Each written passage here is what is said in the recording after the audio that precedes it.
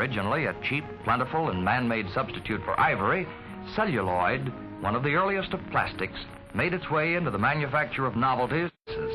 But it had one serious defect. It could burn.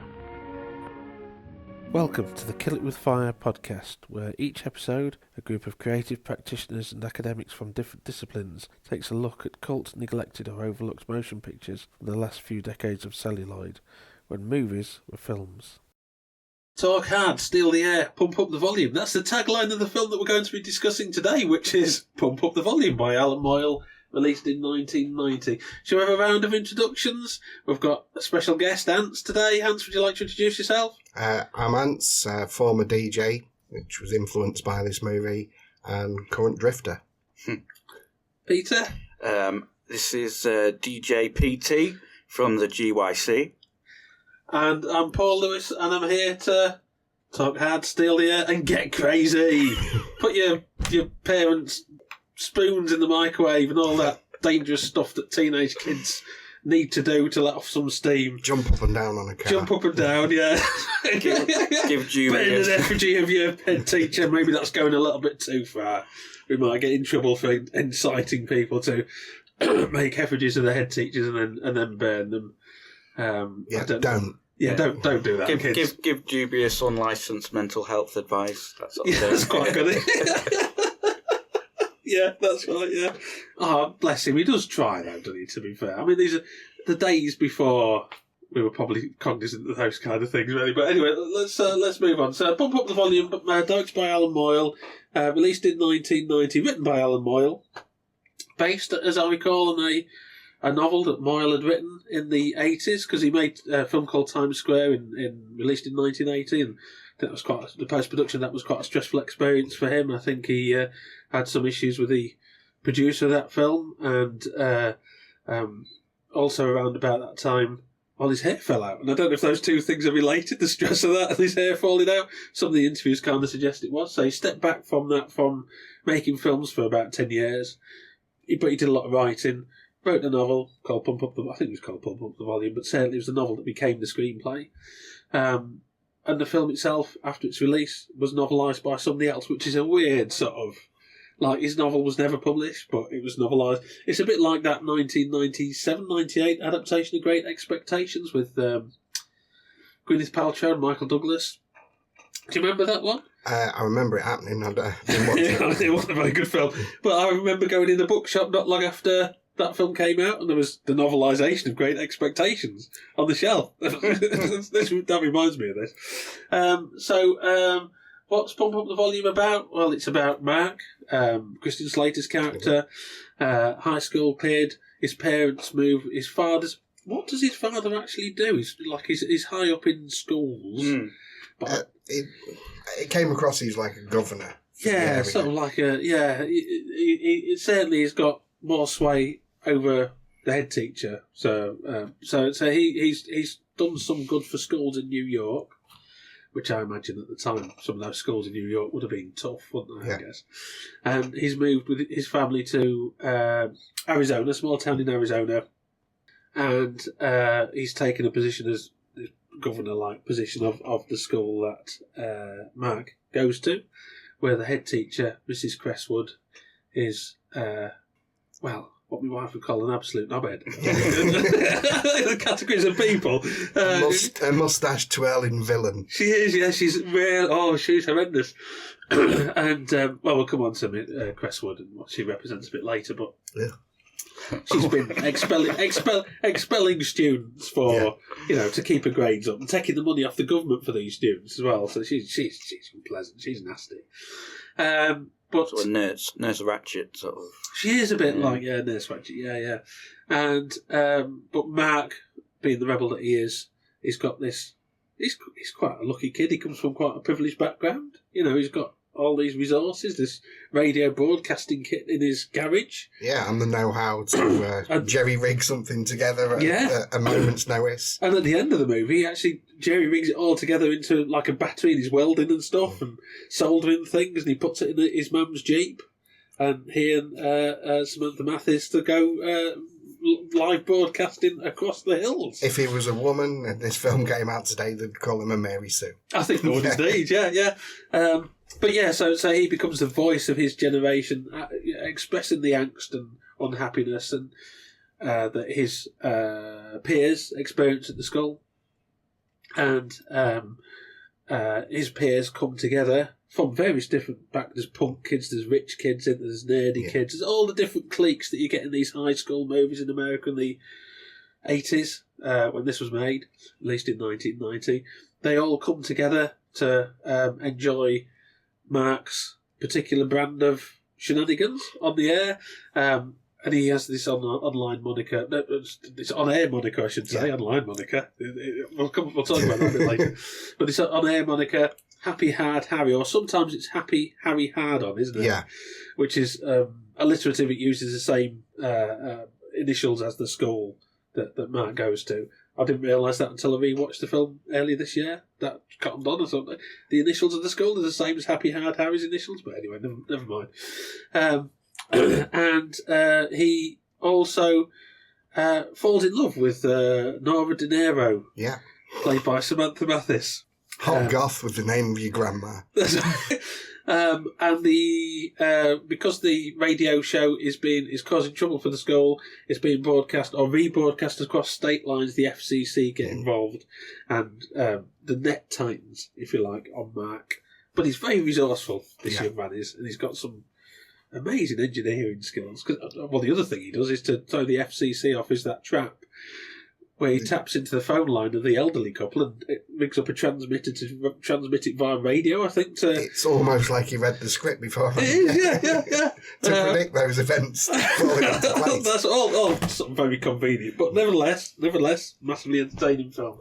Well, he's a very resourceful fella because they didn't have the internet back then. It's a bit like in Beyond the Stars, his other film, he builds rockets and stuff. Slater? Yeah. That's what the sort of thing they did in them days. Well, you did, didn't you? Before you had the internet, you actually did stuff. You made stuff, and you rigged up rockets, and you made like home radio broadcasting and all this sort of stuff. You had more time on your hands before you had Instagram and the Book of Faces, and the Twitter spheres and these kind of things. Kids had more time on their hands, didn't they? So that's just an upset. I don't think I've missed anything majorly out. No. I think that's everything there. What about first encounters with the film? I'll come on to you, Ants, because I think you've got a bit more to say about it. Peter? Well, I think this is one of the ones that I probably watched, certainly not at the cinema, but around the time, when it was on TV, at the right age to be watching it, and I remember. Which was? Well, I think, being a teenager watching it, and again, it was that sort of thing, the idea, CB radios was a thing back then, and that idea of having a voice. I think I meant to write it down, but I didn't. It says in the film at some point about the medium that he's on. It, a voice comes uninvited and enters and affects you and stuff like that. It was a thing when I watched it. I remember after watching this having one of them little tape decks where you pressed record and play at the same time. It recorded me thinking I was going to have all these wonderful things to say, and of course didn't. And playing it back and thinking, oh my God, that's awful. But there was a buzz about that idea of having a pirate radio and reaching like-minded souls. I think the other thing was this was the era of late night radio shock jocks, wasn't it? And people that had late night radio talk shows that would say controversial things. In America, there was Howard Stern and stuff. And we did James Whale over here, yeah. And I remember listening to these things on, late at night when I went to bed. I'd put the radio on and you'd go through the AM and the FM. Well, and you'd there was, in The Big Chill, there was reference to, is it John Hurt? Yeah. His character, him at one point being a late night talk show radio DJ, and he helped out. Gave advice. The girlfriend of the person who kills themselves, Kevin Costner. Yeah. Said, "Oh well, I listened to you. You helped me. I called in, and you helped me." Yeah, I mean, we did the podcast a while back about talk radio, didn't we, Peter? And it was based on Allan Berg, the Denver-based shock jock that was killed by white supremacists, wasn't he? He was Jewish and he was shot outside the studio, I think, by some white supremacist people. And that was adapted. The story of Allan Berg was adapted into a play by Eric Bogosian and then obviously made into a film by Oliver Stone. But that came out about the same time as, I think it was a year before Pump Up the Volume, so it's very much part of the zeitgeist. And would you like to tell us about your first encounters with Okay, well, back then everybody had a mate whose dad could always get the dodgy VHS copies of movies. So we'd go around his house and we'd watch it. It was the time when Global Hypercolour had first come out. And, you know, being 14 years old at the time, or 15, however old I was when we watched it, we'd take frequent breaks and things. And we was watching it in the dark, and after the scene where Nora inexplicably takes her top off, we decided to pause it after that scene. Outside as well. and as Mark says, I've got neighbours. Yeah. And when we stood up, my friend who had his new Global Hypercolour top on had a big handprint that was visible over his groin. So that stuck with me. But it mesmerised me, and I wanted this film as soon as possible. So as soon as I had any money, I bought my own copy of it on VHS, and I watched it a lot. You know, in my late teens, just the idea of bringing people together with the music you like always really appealed to me for some reason, which was probably why I became a DJ later on. The idea of having these disparate groups, like you said, the usual high school cliques, all kind of being as one. That idea of you could get some kind of unity. It was really, really appealing to me as a kid. Yeah. I think my first encounters, again, similar age. I remember, I don't think I can remember it playing at the cinema. I was too young to, it was a 15, I think, and I would have been maybe 13, I think, when this came out. So I didn't see it at the cinema. Maybe could have snuck in, if you know, they're a bit lackadaisical sometimes in local cinema. But I do remember it appearing in the local video shop, and I remember the poster being on the wall, and I remember there was a bit of a fuss. We'll probably talk about this later, about the soundtrack and sort of the way that films were marketed back then with the synergistic soundtrack release, and the soundtrack for this was quite big. It seemed quite ubiquitous at the time. So the poster art, which I'm just pointing to on the screen over there, but the poster art which was on the soundtrack sort of resonated with me, I think, and I sort of picked it up. And Slater did a lot of movies at this. You know, it's hard to articulate, I think, to people that weren't there. Like if I tried to explain to my kids about how big Slater was at this point. Yeah, it seems shocking. Because he did Cuffs. Yeah. The same year this came out, I think Young Guns 2 came out. Yeah, Heathers wasn't long before it either. Heathers, yeah. Mobsters. I mean, you know, he was the rise. He was always on sort of daytime American TV talk shows. There's some great clips of him on various US talk shows online. But yeah, he was sort of linked romantically to Winona Ryder, I think, and quite a few of his sort of female co-stars, and you know, that part of that Brat Pack. I don't think Slater was ever officially part of that Brat Pack movement, but certainly he was on the periphery of it, wasn't he? I think. Well, I mean, him being cast in Interview with the Vampire alongside Brad Pitt, Tom Cruise, he was the rising star, wasn't he? Yeah. I think there's an interesting story that I uncovered, and I'm just going to look for the details about it, but Slater, there's an LA Times article which was written about, it was written about Pump Up the Volume and Young Guns 2, and it features interviews with Allan Moyle and Slater, and Slater talks about, because he's drunk driving convictions, which was quite newsworthy at the time, string of girlfriends, having two sort of big hit movies in the cinema at the same time. But also, he was rumoured to be linked romantically to Samantha Mathis, who played Nora in the movie. And I'm quoting from the interview. Slater says, "What we really did was go back to her trailer and me together. It was new for me. because I've never been much of a reader, but it was really fun. We'd sit around and read books like Anne Rice's Interview with a Vampire together. And then, of course, Neil Jordan made Interview with a Vampire 3 or 4 years later. And Slater was it? It's a journalist, isn't he? An Interview with a Vampire, as I recall. So, I wonder whether that was on the cards when... I always remember bumping into John Hurt in People's Park. He used to come back. And he was sort of sitting there with a can of beer, like a 6-pack, I think, tucked under the bench. And he had a script. He was reading the script, and he wouldn't say, "What's that script you're reading?" And he wouldn't say what the script was. But you think, well, was this like a bit like John Hurt with the script, or this Samantha Mathis moment with Interview with a Vampire? And then obviously it happened a year or two, or a few years later, that Slater appeared in Neil Jordan's film. Was he already being courted for? It's possible because you don't know how far back they go with the pre-production. This is the thing. So I think it's just quite a little comment that stood out for me from the LA Times piece, which interviewed Slater and Moyle. Like I said, my first encounters was watching it on video, and I rented it from the local video shop, and it used to turn up quite a lot on TV, like you said, Peter, didn't it? Mm. I think, was it ITV? It used to turn up on late night ITV, I think, or maybe Channel 4. Seemed quite a regular in the schedules. Was it heavily edited?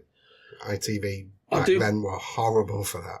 I do think some of the swears were taken out. I don't know if there was a TV, a TV version of this like there was a TV cut of RoboCop or Goodfellas, with the sort of the swears dubbed. I'm not sure, but I do recall when I rewatched it for the first time in a long time, a year or two ago. I'd maybe not watched it in about 10 years, but I do remember there being more swears in the film than I remembered. But it was probably because it was coloured by this TV version that I assume was probably edited in the mid-90s for swears. Do you remember, Peter? You first encountered it? No. On TV? No, I don't think I'd sort of made any difference. I don't count how much swearing there is when you're watching a film as a teenager, and no.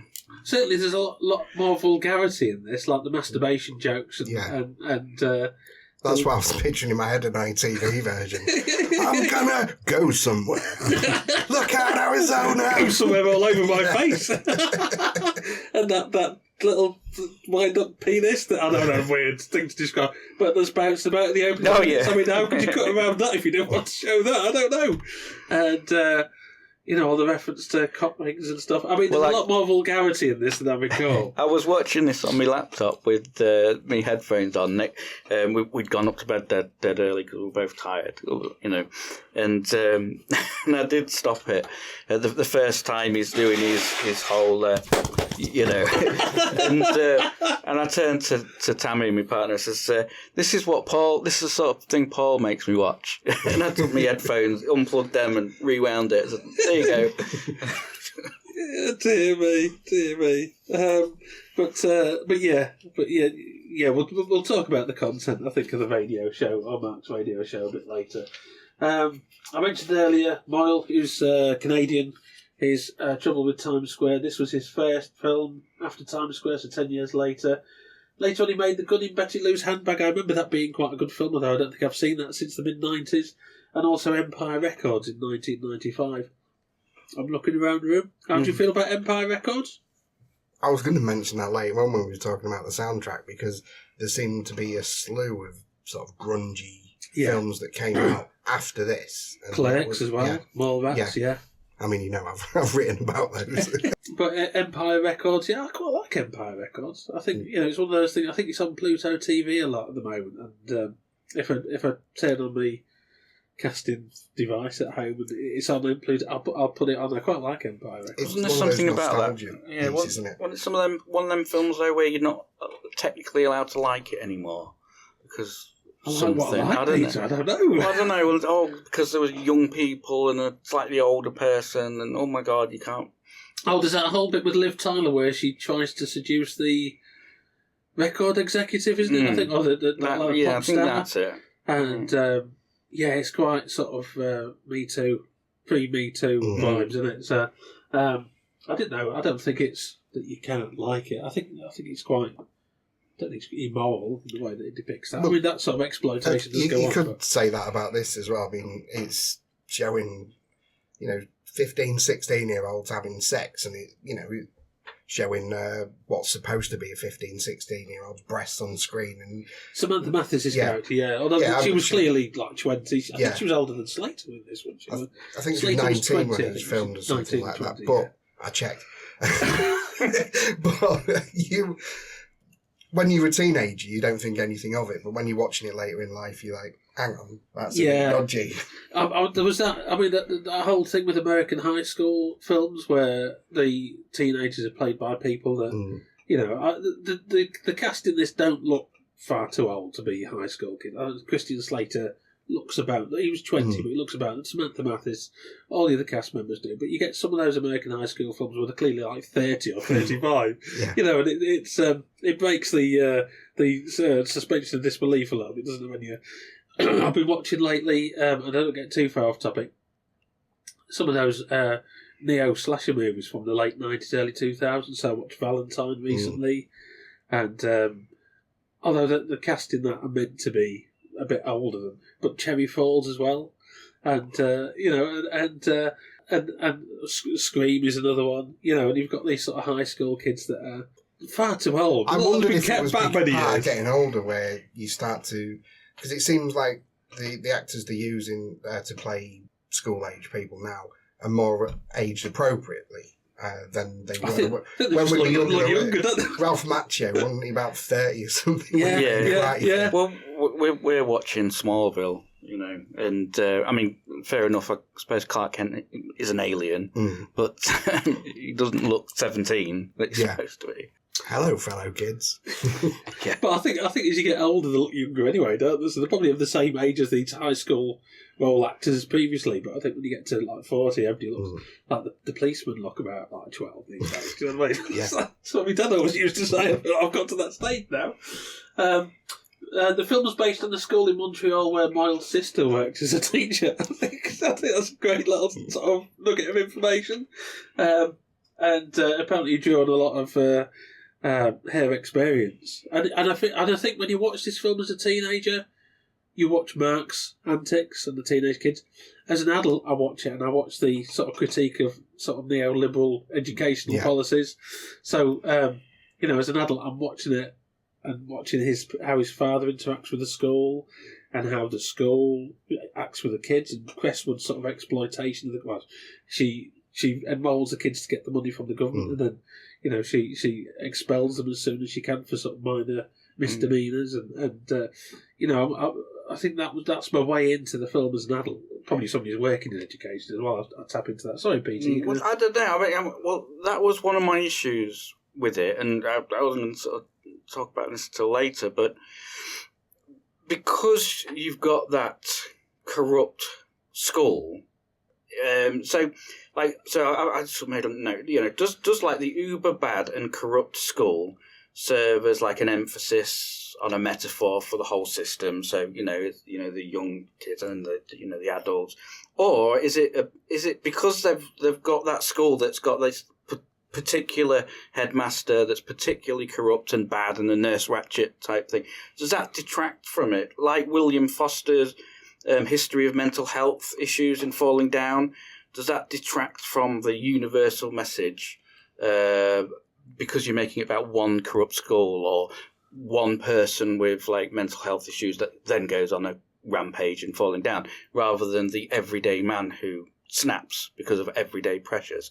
In Pump Up the Volume, because you've got a corrupt school with this corrupt headmaster, is that detracting from the whole teenagers versus adults and society and things like that? But could you not also take the school as like an allegory for Reagan's America, really, and sort of Crestwood's like Reagan, really? It's just neoliberalism. It's a neoliberal sort of policy, isn't it? Where it's all about data and it's all about the drive for progress, but not really about the humanistic aspects of governance, if you like. And I see what you're saying, Peter, but I think I take that school as a representative of a much broader set of values that are... Yeah, it's a teenager's first sort of like foray into the world as an individual, and the school sort of being corrupt and everything else, it's making them jaded. They've got these jaded, cynical opinions of 40-year-old men rather than what 15, 16-year-olds should be really thinking. And but it was hopeful at the same time. Yeah, it seemed to. You come away with the message that things might be bad, but they can change. Well, I suppose at the same time, something like Footloose, you do see as an overall message of individuality and freedom, and young versus downtrodden, being repressed by adults, and that is still again a unique adult oppressive sort of regime sort of thing in a similar way to this particular school, I suppose. So it works in Footloose. So and I think as well. I mean, when you look at the kids in this film, other than the oppressive regime of the school, a lot of them don't have much to complain about. I mean, there's the other kid that's suicidal. I forget what the character is. It Malcolm? Is the character's name? Malcolm Kessler. Sorry, Malcolm Kessler. Yeah. And who's the actor that plays him? I've got to that age now, Ants, where I know exactly what you mean. Anthony Lucero, yeah. It was. I mean, he's done a heck of a lot of stuff. So you've got him. You've got the other lad that's gay that calls in, and he's been. I think you call it catfish now, isn't it? Because he's been lured to an isolated location by another boy. And then they humiliate him there, don't they? There's catfishing in it, where somebody pretends to be what they're not. I think that I've got the right definition. I know I'm not down with the kids, but so you've got a couple of kids that have sort of genuine grievances, and obviously the grievances with the school are genuine, but a lot of them are quite privileged. Like Mark's background is quite, his parents are at him because he's shy and he's not got a girlfriend, but he's not got a job and he's got literally tens of thousands of dollars worth of radio equipment. That's right. He's got quite a good life in many ways. I mean, this is one of my barriers to it. Is just how sort of privileged Mark is. Not that I don't like Pump Up the Volume. I'm on board with the message of it. I suppose again, it suggests that when he was in New York, he was quite popular and he could talk to girls and everything. And then all of a sudden they moved to Arizona, and so maybe that would have been the culture shock. Yeah. But if he'd always been that shy, bumbling kid, might have made a bit more sense rather than. I sort of have the same. It's the same beef I have with the Breakfast Club, which is that most of the kids in the Breakfast. My way into the Breakfast Club was almost through Bender. Not because he's a knobhead, as my wife would say. He's on that tier of people but he was that character Bender was from a background that working class sort of background that I could relate to, whereas the other kids in the Breakfast Club. I sort of looked at them and thought, well, aren't you lucky? What are you all like? Well, I suppose that's the thing, though, isn't it? The stuff that you go through as a teenager isn't about whether you've got loads of good stuff in your bedroom or whatever. It's all the other stuff that's going on. Well, sorry, American TV and cinema always has that aspirational view, and even when they're trying to show poverty. Shameless US.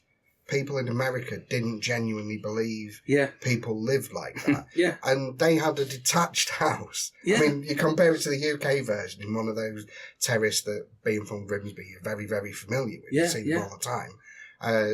To what would be considered luxury here. And they're saying, no, people don't live like that. That's right, yeah. But I mean, it shouldn't be in it, so we're used to things like, Some Kind of Wonderful and everything, where the privileged ones are the popular ones and the poor ones that also work as a mechanic and have got grubby hands are the ones with all the issues. But that's attached to American ideals, there shouldn't be a barrier of, here's a film about a teenager going through loads of angst, but he's got loads of money, so why is he going through angst? He should be fine. He should be one of the happy, popular ones. Yeah. I see what you're saying, Peter. Yeah, Paul. It just always strikes me as a bit sort of a false chord in some of these, and I think the other thing I was going to say was that this is sort of made at the end of that era of.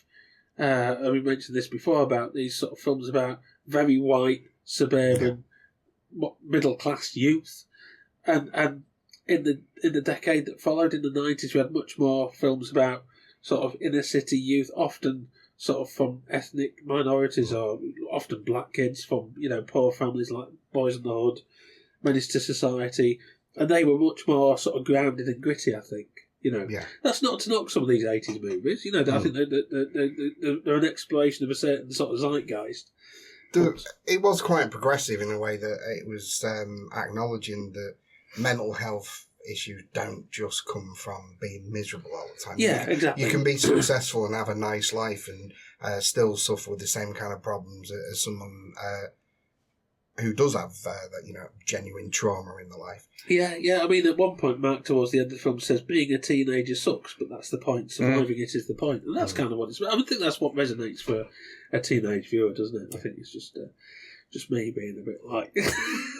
These kids look like they're spoiled and they're lucky, But that was a relative thing, I think, when I sort of watched a lot of these movies in the 80s. And I will say it wasn't so much a barrier for me with Pump Up the Volume as it was with The Breakfast Club. Because I was... Yeah, I mean, Breakfast Club is great as long as you don't watch the last 5-10 minutes, which just totally undermines the whole film. But again, it's what you've got in The Breakfast Club is these different cliques coming together. Well, they're different cliques, but kids that represent different sort of... Yeah, but then the resolution is that you all get rid of your cliquiness and all become amalgamated into the proper popular kids because they give her a makeover. But do they? Isn't that the question at the end of? I don't know. Maybe I didn't get it. Maybe I'm too angry. Don't you forget about me, Peter.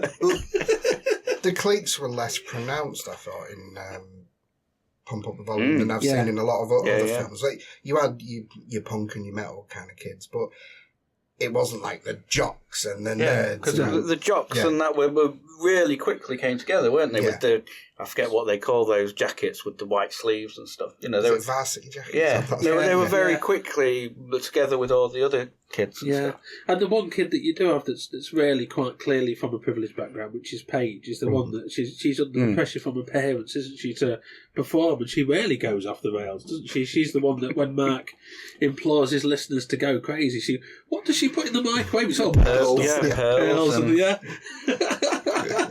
So, she blows up her parents' kitchen, and the next thing you see is she's at a PTA meeting with her.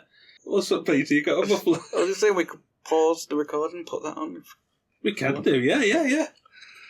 I'll just edit it out. Just stick your muffler on. I might leave it in, actually, because it's comic value, isn't it? I gave you a hard P. So yes, it appeals, and the next time you see her at PTA, she's got her nose bandaged up like Robert De Niro in Raging Bull. I don't know what's happened there, but she's a kitchen exploded. Yeah, something there on the nose.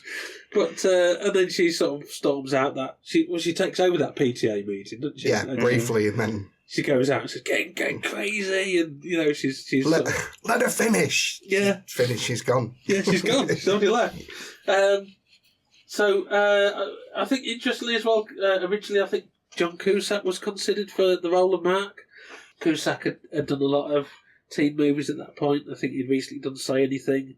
Better Off Dead, I think. That had come out not long before this. Cusack turned it down. In that LA Times interview with Moyle that I mentioned earlier, Moyle said of Slater that, quote, I was really worried about spending 9 weeks with some kid I couldn't stand. I won't name names, but pick a lousy teen comedy actor and imagine what could have happened. And reading that, I wondered if he was on about Cusack. I don't know if he was. But certainly it would imply that somebody else that had been considered for the role had I could see that film with him in it. I could see Cusack. I mean, I quite like Cusack, I will say. I think...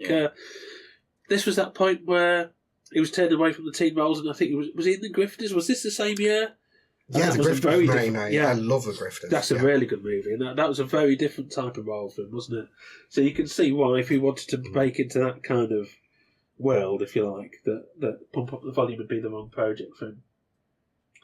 And Mark's envisioned by Moyle as a mixture of Lenny Bruce and Holden Caulfield from Catching the Lion. At one point, Mark returns a Lenny Bruce book to the library, doesn't he, where Nora works as the librarian. Sorry, Peter. Well, no, you mentioned that, and I remember watching it and thinking, they're apparently, reportedly, they've tried to make Catcher in the Rye as a film all these times. It's never worked.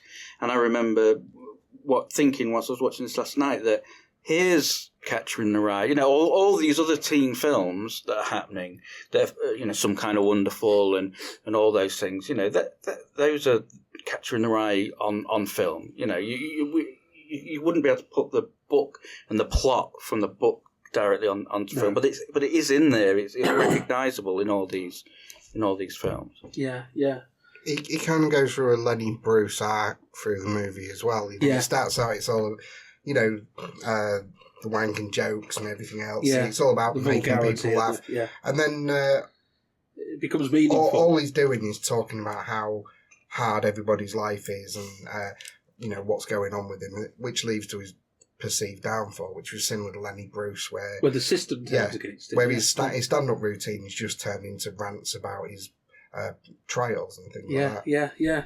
I really like, I don't know if you've probably seen it, the Lenny Bruce biopic with Dustin Hoffman. Yeah. That's a good movie. That's a really good movie. But yeah, you can see that trajectory actually when you think about Mark in the film, that Lenny Bruce trajectory with the system against him, and as you say, you know, the vulgarity of his humour, but underneath it there's a subtext of resistance. Yeah. And sort of resistance through vulgarity. And actually there's that line towards the end of the film where Mark says, "Spill your guts out, say shit and fuck a million times if you want to, keep the air alive, talk hard." And there's that sense of resistance simply through using vulgar language and vulgar humour, which I think, I mean, I don't get sort of too sidebarred by it, but it's very much as more relevant perhaps today than it was at the time, you know, because we live in very censorious times, I think, in terms of, you know, sometimes people need to say unpleasant things, and it's that dialogue with unpleasant things and unpleasant ideas, or vulgar things and vulgar ideas. That's what makes us progress as a group of humanity. If we sort of silence those vulgar tendencies or those offensive tendencies, or, you know, we become static, don't we? We become stagnant. We're not in a dialogue. We're in a monologue as a culture. We need to be in a dialogue to move. Otherwise, if it's just a monologue, which is ironic. Sorry, Peter, I know you're sort of dying but it's ironic because Mark's to his audience, he's in dialogue with them. But when he's on the radio show, Mark's in a monologue to himself, because there's a whole point when he's talking to Nora and she's in the room and he's doing the radio broadcast. And he can't talk to her, and he says, "I can't talk to you." Yeah. He turns to the radio broadcast equipment on, and he starts a show. And he says he does a whole sort of skit about this, you know, this guy that I know that he couldn't talk to this girl that he cared for, you know, and you know, Mark's output is in his head. It's a monologue. It's just an outpouring of his ideas. But to his audience, it's a dialogue, because he's speaking to them. They're sort of, and they're taking what he says to them and doing stuff with it, like recording it, rebroadcasting it, writing in letters. Nora's writing the love letters on the red letter, love poems. You know, and you know, graffiti in the school. But, you know, and when that ultimate declaration of get crazy, they all, like, Paige blows up parents' kitchen. Yeah. But the other kids are getting the pogo in about and stuff, aren't they? Sorry, Peter, you was going to say something. Well, I think there's a couple of things that you made me think of when you was saying that. I mean, talking about the vulgarity and it driving things forward. One of the quotes from the film I wrote down whilst I was watching it was that society is evolving so rapidly that anyone over 20 has no idea. You know, so there's that sense in the film that it's all about, you know, it's not just about teenage angst versus adults and stuff, but it is that genuine thing that the adults genuinely don't understand, because the whole world's changing. You know, it's not just because they've grown up, but the world is changing. The way we see the world is changing. To make a point, or the film makes a point of establishing Mark's parents as 60s radicals. And so, you know, they've become, what was radical in the 60s has become part of the system. And even his dad says to him at one point, "You don't rock the boat, especially when you're in it." And the English teacher at the end echoes that, because when she's been fired for standing up to the kids, she says, "Oh, I forgot you don't rock the boat." And Mark finishes the rest of that off by saying, "Especially when you're in it," which is his father's advice. But he is tempted by that as well. That was the other thing.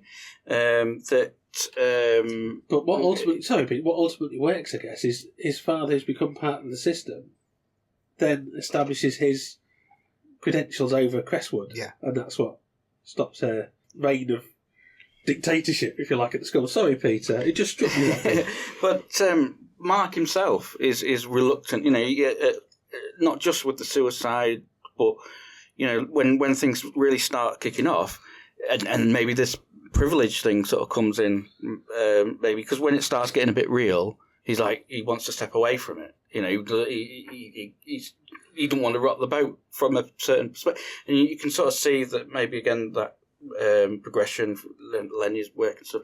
At first, it's vulgarity, fun, jokiness, and you get a sense that maybe he wanted it to be like that forever, and he didn't want it to progress to what it did. And it's Nora's character that convinces him to go on, that we need him and stuff, which echoes again a little bit like Beyond the Stars, the other film that I mentioned before, where he meets someone in that, and like a day later he's madly in love, and he'll sacrifice anything for this girl. That criticism kind of comes up in Pump Up the Volume, I suppose, a little bit, that all of a sudden, but you can see it's a microcosm, it's sped up being in a film. But yeah, it's interesting that he's has to be talked into carrying it on. Yeah, I think particularly in these teen films of that era as well, you get a lot of these male characters where a female character is the impetus for the sort of rebellion in some ways. And I mean, there's that thing of the manic pixie dream girl thing, isn't there? And I mean, I don't know how you feel about that with regards to Nora, and I know it's a bit of a sausage fest in here at the moment today, but I had a thing for those stripy tights when I was a teenager. But do you think Nora's a manic pixie dream girl, this sort of erratic, slightly... But there is a sense that Mark's almost being manipulated by her, in that, no, I don't care about you, we need you. Yeah. You need to carry on, Yeah. So, because there's a whole thing... She's the voice for there's a whole thing throughout the film that about him being his true self, and he hides behind Harry Hardon. And then, the ideal sort of character arc and progression in the film is that he becomes his true self, and he reveals his true self to everyone. But in a way, in that middle bit, she's saying, no, you can't be yourself. You need to be Harry Hardon for everyone else. So there's that sort of sense there. But then conveniently, I suppose, at the end, he realises that, I am that person, so it's all right to sort of carry on. But it could be quite middle. It's kind of his identity at the end is a hybrid, isn't it, of Mark and Harry? It's a bit like the end of RoboCop, when RoboCop, who's been Murphy, who's been killed and recreated as Frankenstein's monster as RoboCop, he's given his prime directives, and at the end of the movie, he kills Dick Jones, the head of OCP, the corrupt guy, and the old man, the head of OCP, says to RoboCop, he says, "Nice shooting, son, what's your name?" And RoboCop says, Murphy. And that's the end of the movie, and it's sort of that hybrid identity, isn't it? At the end of the movie, he's not just Murphy or RoboCop, he's a hybrid of both, and at the end of Pump Up the Volume, Mark becomes a hybrid of both the quiet and shy Mark and the outspoken Happy Harry Hardon, whichever one you prefer. Well, I was thinking about that last night when I was watching it again. The depictions of teenagers, this is one of the things that stands out for me more. They're very well written. Yeah. They are indecisive. They're up and down 1 minute, and she comes across as really sexually aggressive with letters. Yeah. And then when it comes to the point when they're at the back of I've got neighbours, but they're both not really ready for that. Yeah. And that was that. It does take you back into the fact, they are just kids. They might be played by 20-somethings, but they're written as... it brings you back into it. And you mentioned about how it was a dialogue to everyone listening. I think that's one thing that resonates with me more. I watched this in my 30s. I thought, it's of its time. I loved it back then. Don't really make a lot of sense now. Now it makes a lot more sense, because you see teenagers now have that real dependency on that parasocial relationship with whoever's on YouTube or a streamer on Twitch, something, whatever their thing is, if it's TikTok.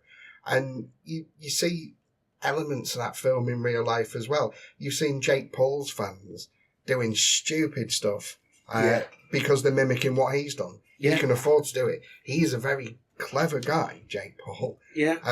It doesn't come across in his videos, but he knows marketing. He knows how to get across. He knows how to get those kids to badger the parents to buy his merchandise. Yeah, and you see, I think the absolute fear that schools have over the Andrew Tate thing. Oh, yeah. The panic over that. And I will admit, when that came out, I said to them, because you know what Andrew Tate is? And I've got two teenage kids and one that's 12. And they went, no. So I don't know if it's certain pockets of the community there, but certainly there was a real sort of fear over these kids mimicking. And a lot of it's to do with aspirational lifestyles as well, isn't it? That you see on these social media. But I sound like my dad. I sound like an old fat, but it's true, isn't it? Yeah. So PC. World's Greatest Dad sort of plays on that a little bit, doesn't it? Because with Robbie Williams. It plays on that iconic figure, that almost Jesus-like figure that the teenagers identify with and follow, but it's all false and made up. But yeah, we've got a beast child in the house and watching these people living in LA giving their friends. It always seems a bit distasteful Mr. that they give the friends hundreds of dollars for these competitions and stuff like that. And so, I'm going to do that. But you're not. But Nora's line to Mark is, you've got a responsibility to the people that believe in you, I think. And that's the impetus that keeps him going, I think, isn't it? The other thing I noticed about the production, the film was shot over 37 days, but all of Slater's DJ scenes were shot in a single week. I bet that was quite an intense week, and there was some sort of debate, I think, over Moyle wanted to bring in a tap dancing teacher, I think, to teach Christian Slater how to sort of dance and move, and Slater says, no, I'm just going to do it like freeform. And I think that works for the movie, when he's playing the tracks. And he's, swinging the mic stand about. And if there'd been a choreographed dancing, I would have been. I hate musicals. And like coordinated dancing. I've said to my kids, I don't get it. When you see people doing it on the TV. And I remember in the 90s seeing like New Kids on the Block on Top of the Pops and take that. And you just think, well, what are you doing? I don't know. Maybe it's just me. I don't know. It just seems too like. No, I'm with you. Yeah. I think as well, Slater, the rising star at the time, like we said, Heathers, Cuffs, Monsters, Young Guns 2, Untamed Heart. That's a good movie. We should do an episode on that, Peter, at some point. With Marisa Tomei, that's an interesting film. Not Young Guns 2, then. I love Young Guns 2. Same here. I love you. We'll have to do Young Guns 1 and Young Guns 2. We'll invite you back out. We'll have to do that. But Washington Post at the time called Slater the Brando du jour, which I can kind of see. He wasn't a method. Slater's not a method actor, but he's got that sort of charisma of Brando. I mean, people often compare him to Nicholson, don't they? Jack Nicholson, I guess, because he's got that. There's something about his voice and the way he sets his face, but his vocal delivery. Yeah, exactly. But certainly at the time, I think he had the charisma of the young Brando of the era of the Wild Ones. I remember I was in a shop once when I was about sort of 15, 16, a bookshop.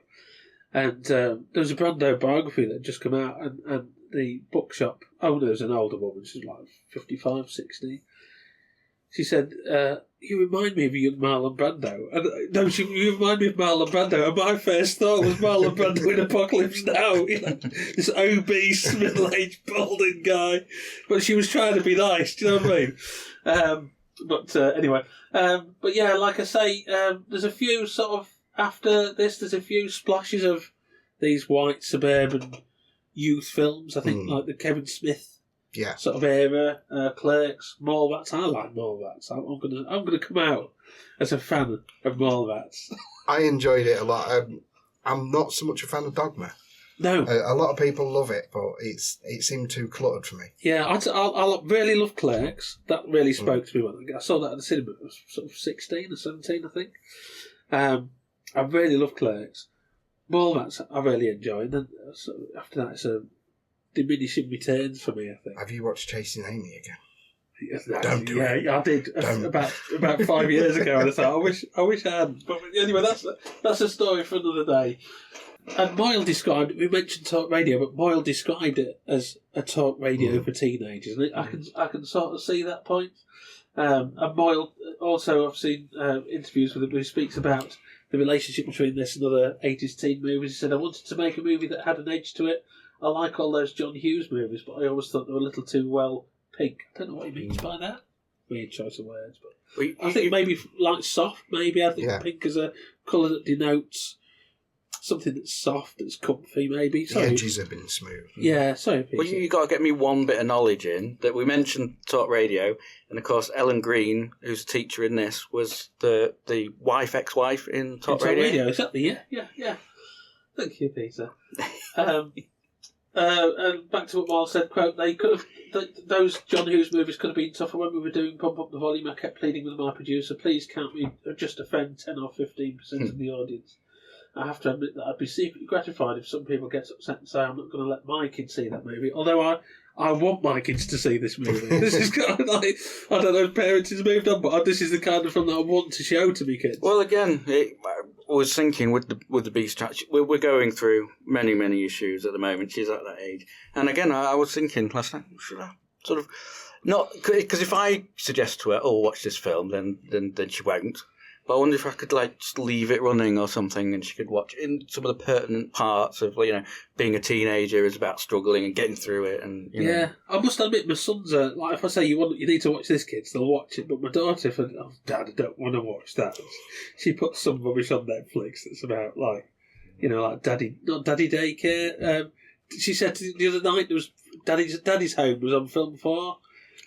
Daddy's Home, we should watch that. I said, I'm not watching that on my life. Is that the one with I think the sequel's Matt got Wahlberg? and the sequel's got Mel Gibson in it, I think, and John Lithgow, that's it, yeah. And yeah, they're not my cup of tea, I'll just say that. But that's what my daughter likes. I do like Will Ferrell, I think he's in it as well. But, oh, yeah. I mean, Step Brothers is my favourite comedy film of all time. But with Daddy's Home, you have to sort of make it through all the other stuff. I think when I was watching this last night, I went through. I think at first, and it's really early in the film. I think the first person who calls in is like, why do you chill out? Stop being so angry about everything. And I was watching, I was thinking, oh my god, it's happened. I'm watching this film that I watched as a teenager, and now I am identifying more with the perspective of just chill, let's just get on with our lives, everything's fine. But the film does quickly remind you of some of those things, and that doesn't always happen. A lot of times you will watch a teen movie and just not get it, but I think Pump Up the Volume does remind you of it, does it accurately and does it well, like you said before, representing that bit of your life. I think it's also worth mentioning the tie-in soundtrack album. This was the era, we were talking about this earlier before we started recording, but this was the era of the big tie-in soundtrack album, the sort of, where you got various bands to record new tracks or covers of old tracks, and, you had,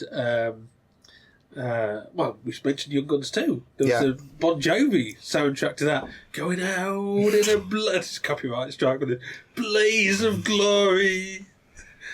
I swear they used to just post these CDs through your letterbox.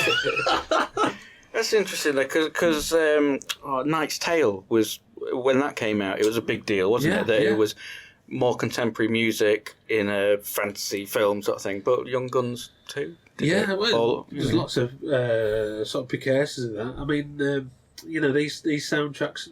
We said you would get the soundtrack CD or the cassette. Yeah. Before the film was released, but I think that was because the UK releases are often sort of a few months after the American cinema releases, whereas the CDs came out immediately.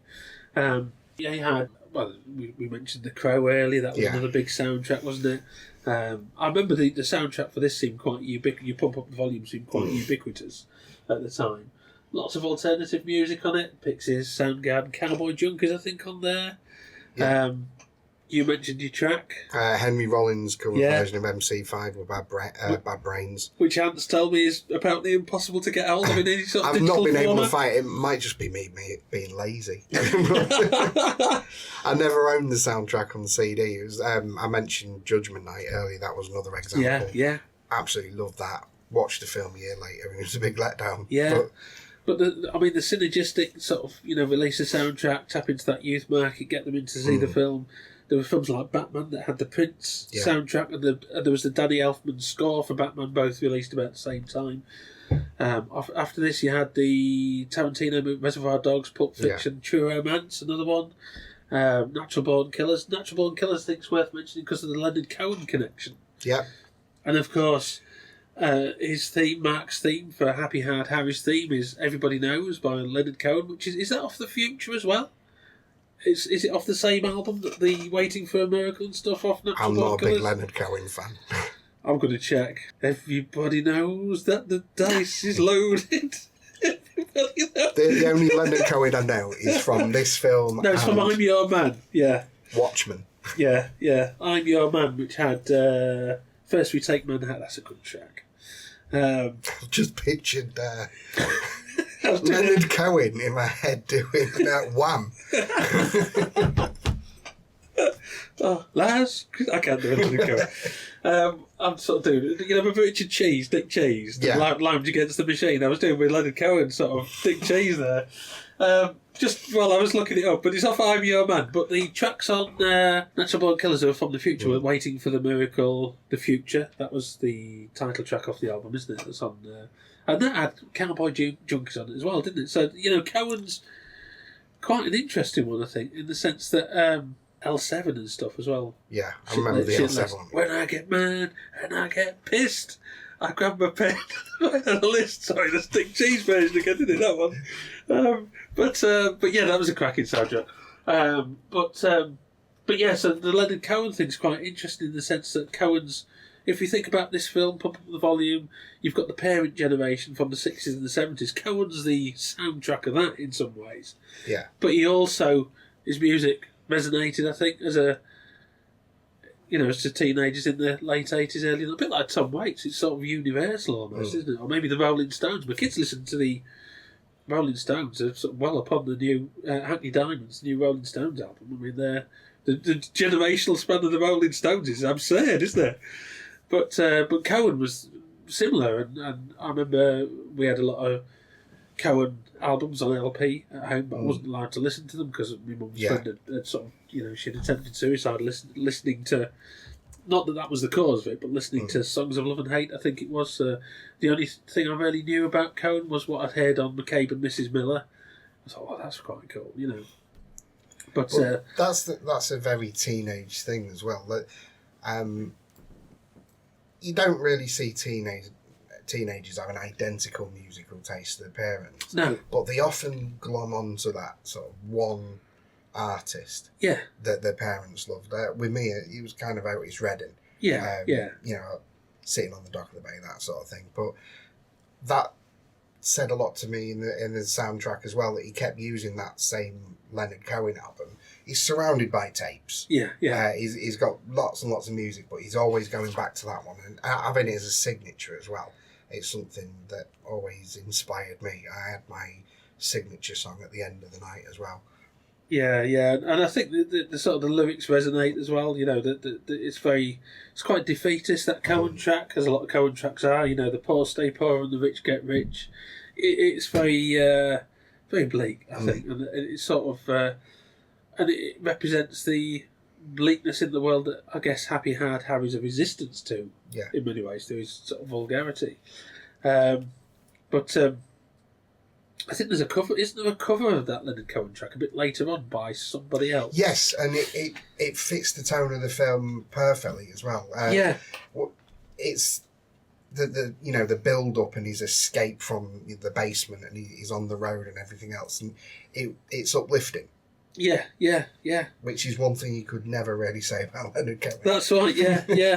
The orchestration of it. I'm trying to think if it's listed as who does the cover of that actually. Oh, it's Concrete Blonde. So yeah, and it does the change in tonality kind of matches the change in Mark as a character, I guess. So yeah, it's quite interesting. That one. In terms of contemporary responses, I've got a quote from David Denby, the critic for New York Magazine, who said, and I'll see what you make of this.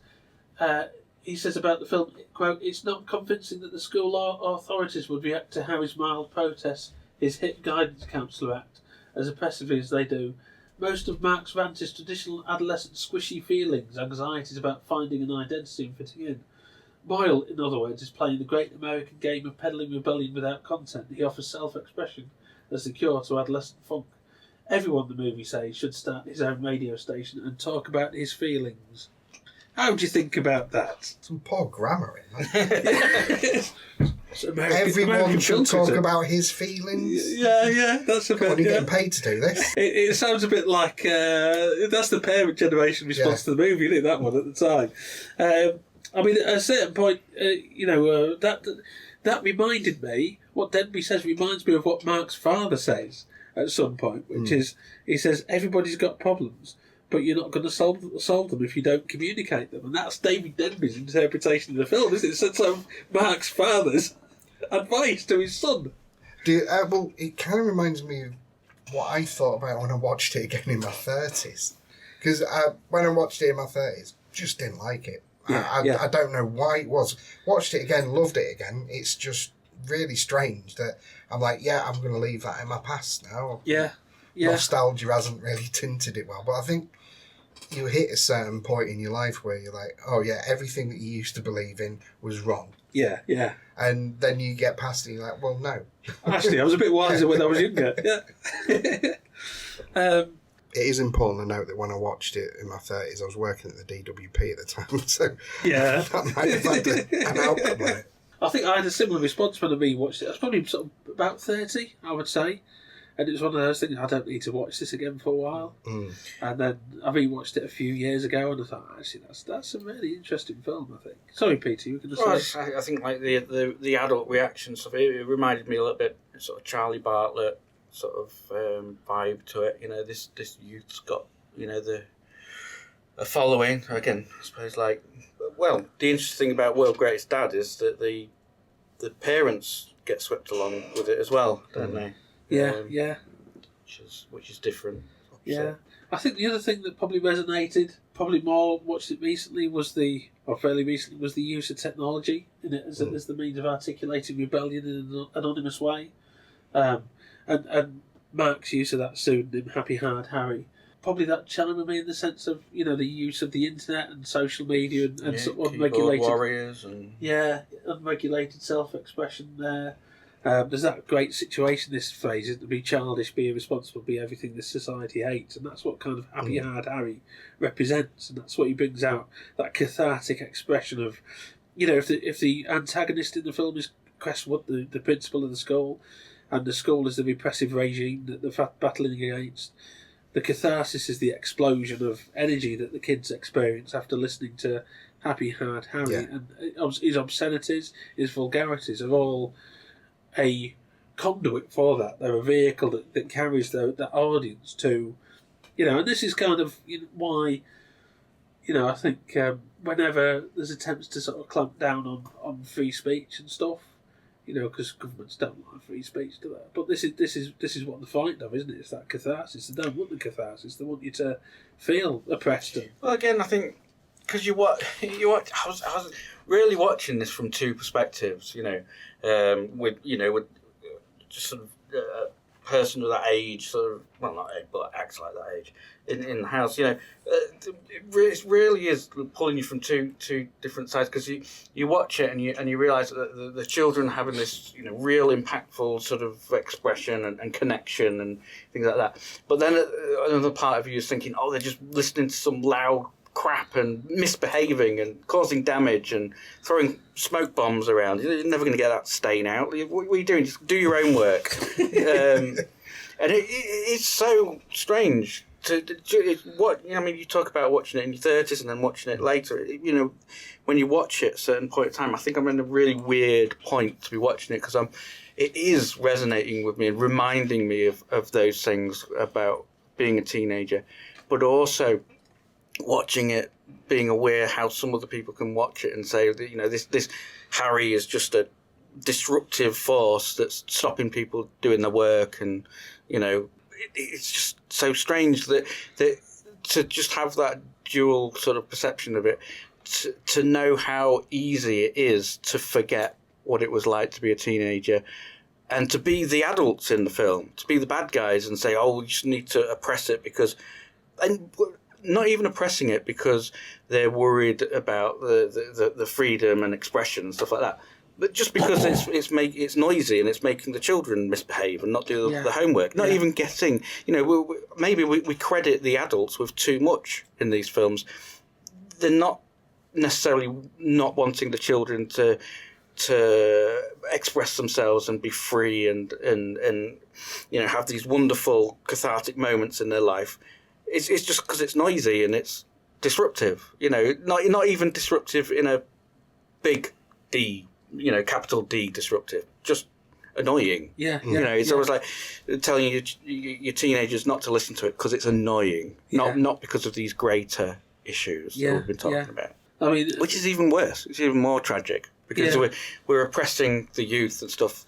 Not even out of any great, there's a sense, ideological purpose to it. Yeah, there's a sense that the adults are like a Freemason type, taking over the world sort of organisation that's oppressing these teenagers. But it's not even that.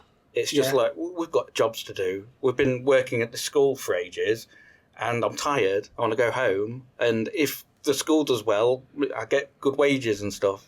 Just shut up. Stop listening to that crap. Yeah. And I think, experience and education from the other side, you see how much it is driven by sort of neoliberal sort of, data and performance management and all this sort of stuff. So I can say this, having worked in education for 22 years, none of that actually has any bearing on the quality of the job that you do. You can gather all the data that you want, but you can still be what my wife would call a knobhead. Do you know what I mean? And the kids don't learn anything, but they just pass stuff. Because you've given them the tools that they need to pass the test that you're giving them. But when I was teaching English to the Chinese kids, you could tell a lot of them, there's no comprehension to what they can pronounce everything beautifully. And you ask them a question where, the response is the one that they've learned, they'll give you that. But then you ask a follow-on question, they've got no idea. They don't care about what the meaning of the word, as long as they say them right. Because that's the education, as I understand it, in China, an oppressive regime such as that.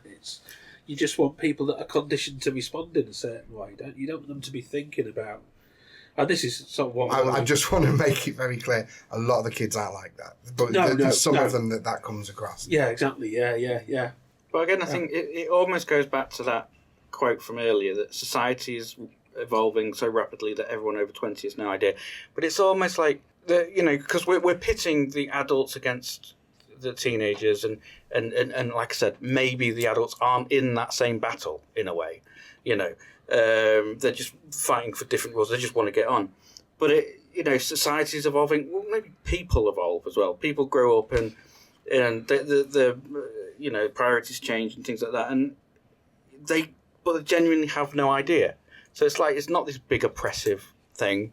They're just trying to get on. And they genuinely have no idea that their fight against this radio station is something bigger than. I think that's certainly true. Is it the guy that counts David Deaver? You get the sense that he's not really cognizant of what he's doing. I think Chris would say she's the just evil. Yeah. But a lot of the other teachers are just trying to, like even the English teacher. I thought the English teacher, knew who he was from the start. I've been looking for clues, but what you mentioned earlier about HHH, the alliteration. Yeah, that's what I think was her clue as to who he was. Yeah, she seems to respond favourably when they first show the teachers listening to it. Yeah. And she goes to him, even though they don't have that much interaction.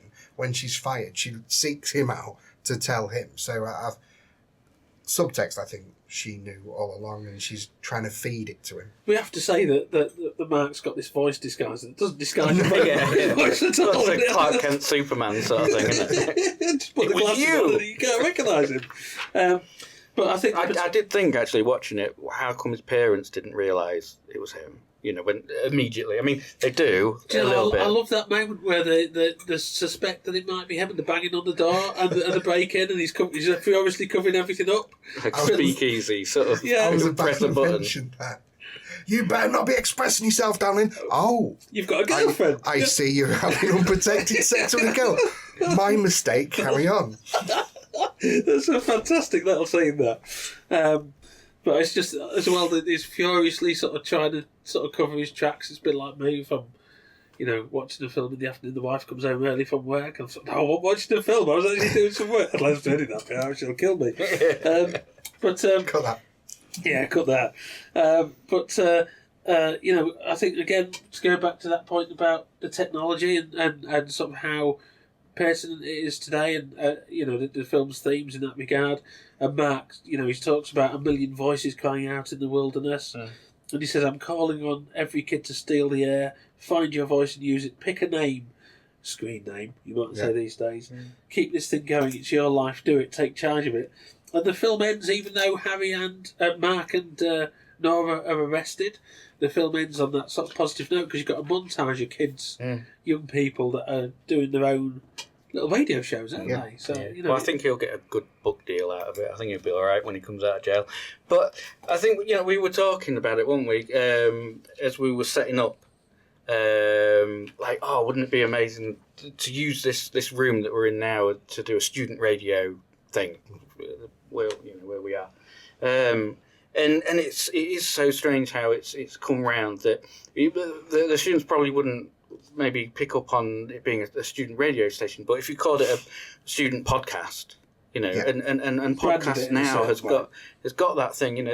When this film came out, it was CB radios and this idea of being able to speak out and touch, connect with people and have your voice heard. And I think that went away for a bit, maybe chat rooms on the internet or something. But it's come back with a vengeance with this idea. Every child you talk to now wants to be a YouTuber. I suppose you would argue, the pessimist of you would say, oh, well, they just do it for clicks and likes now, rather than expressing themselves and getting their voice. What Mark, and then he realises the subtext behind what he's doing anyway, and. I think it's it's quite interesting in that regard, and I don't think that desire's ever gone away, and neither has the desire to suppress it or censor it. And I think that's, we're always sort of calls for, for example, the recent online safety bill that the government have passed, which is it's always in the name of protecting the kids, but really. What you're interested in is suppressing free speech, and especially free anonymous speech on the internet, because it's a threat to those people that have power, isn't it? This is the thing, and the moral imperative behind it is, we'll do it to protect the kids. Same with the Video Recordings Act back in the 80s. But again, coming from the perspective of now, seeing the other side of it, and the beast child at home having a mobile phone with access to the internet, and it's terrifying. And it's not about we don't want to suppress her freedom of speech and stuff. We just don't want her to get catfished by a paedophile or something. It's terrifying. Well, you don't want Mark in the garage with his video equipment. But I think it's the other thing about and I have the same thing with my own kids. The other thing about the mobile phones is that whereas Mark's projecting outwards in his garage, so he's saying the mobile phone is also receiving messages in, and that's the not that I would say. I mean, what I do at home is we have sort of said you don't have mobile phones in your bedroom and so on and so forth. So it's not like we're censoring the kids, but we are putting realistic sort of. Maybe I sound But then I suppose in his radio show he's got the letters and the phone calls. There is that interaction there as well. Yeah. And he does, I mean, I know he's sympathetic to that kid that's bullied because he's gay, and he's sympathetic to Malcolm when he phones in because he's Susan, and he offers him the best advice that he can. But as adults, we know that Mark isn't placed to talk somebody down from committing an act of self-harm, which is what Malcolm goes on to do. He's not got the training, the wherewithal, the experience to do that. That's the one major issue I've got with the film is, and maybe not it's with the film as such. It doesn't mention the fact that why his parents, Malcolm Kessler's parents, getting done for manslaughter for not. Having weapons secured. It's never blamed on the fact that it's easy for a 15, 16-year-old to get a gun to take his own life with, because that's the most instantaneous way of doing it. And that's kind of a scary thought that's never really addressed in the film at all. And American films, not American films, but American society always seems to blame somebody. It was Ozzy Osbourne's fault they killed themselves. Oh, they did that because they watched Natural Born Killers. Oh, Happy Harry Hardon has made this kid kill himself by talking to him nicely when he's really, really depressed. And that's ongoing. Bowling for Columbine They listened to Marilyn Manson and played Doom. That's why they shot up the school. Yeah. And it keeps happening. It's video games. It's this movie. It's that movie. Yeah. They never really look at the core of the problem. Yeah, well, on social media is the other thing, isn't and it? it's sort of echoed in the film a little bit because they're blaming Harry Harden for the teenagers being rebellious and unhappy, but actually it's suggested that the teenagers were unhappy. And again, that comes back to my debate right at the beginning.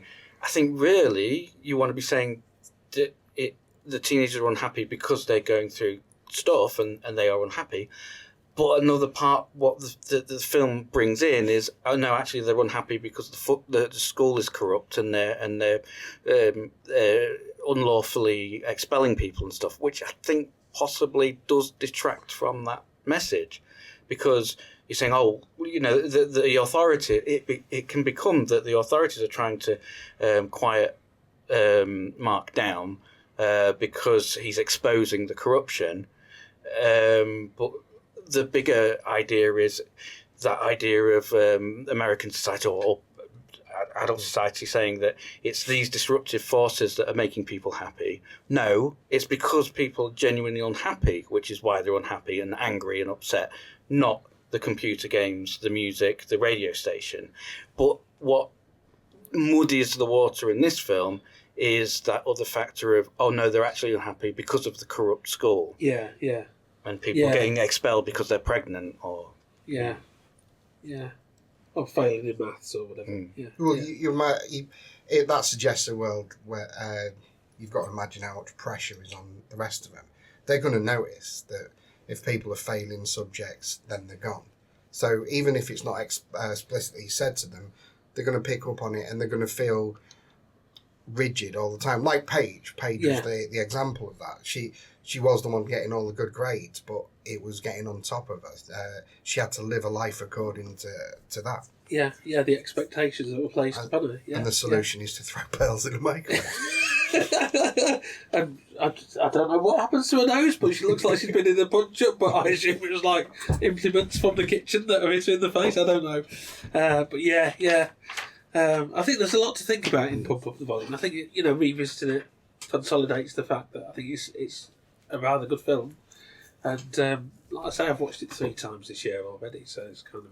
It's interesting how the free speech argument then was about speaking truth to power, and now it's more about having a go at people who speak truth to power, trying to censor them online. And yeah, and I think a lot of the free speech arguments on the part of people that want to censor speech is smoke and mirrors, because they make a moral thing. Well, Andrew Tate's, he says awful things about women, which he does. To be fair, having looked into some of the things that he said, but then you'll use that as to weaponise the idea of free speech and say, well, we need to clamp down on free speech, and therefore the next thing everybody that says anything that doesn't toe the political mainstream or political and free speech for me and not for thee. Yeah, that's right. Yeah. And I think, as I say, it goes back to what I said earlier, is that as a society we need to be in dialogue with different ideas, not just a monologue. And this is the way we're going, and that's it. And if you don't, speak the way we want you to speak, we're going to completely exclude you from the conversation. That's not how you progress as a society. That's just how you fester resentment, and that's what leads to disharmony, and that's what leads to people doing violent things, in my opinion. Well, a lot of it is also celebrities not liking being told. They're acting up a bit. Yeah. They've got 20,000 people going and saying, you're out of order for saying that. Yeah. You're trying to cancel me. Yeah, exactly, yeah. You've still got a job and millions of pounds. That's right, yeah. And you're working next week as well. Exactly, you're cancelled. Mentioning no names. Has anybody got any final thoughts about Pump Up the Volume? Not really, no. No, it's all good. I'd like to shout out to his little lizardy thing, which again was a thing of the the time. lizard's cool. There's always Terminator and things like that. There's always lizards popping up. And that. It's a convenient pet, isn't it, a lizard? I think I'd just like to say to anybody that's listening to get crazy. Yeah, talk hard. Put your pearl to the microwave, talk hard, pick a name, say something controversial. Within reason. Within reason, but don't rock the boat too much and do your own work. Yeah, don't rock the boat, especially if you're in it. Yeah, and don't blow up the house. Do your homework in the dark. Yeah. Don't put stuff in the microwave. And a little bit less masturbation and, you'll go blind. Yeah, just rein it in a bit, kids. Behave. or if you're going to just do as you're told. Don't broadcast any of these weird ideas. I think that's say tatty bye, kids. I think we say tatty bye ants at the end of every episode. Peter likes it. Tatty bye, kids. Tatty bye, kids.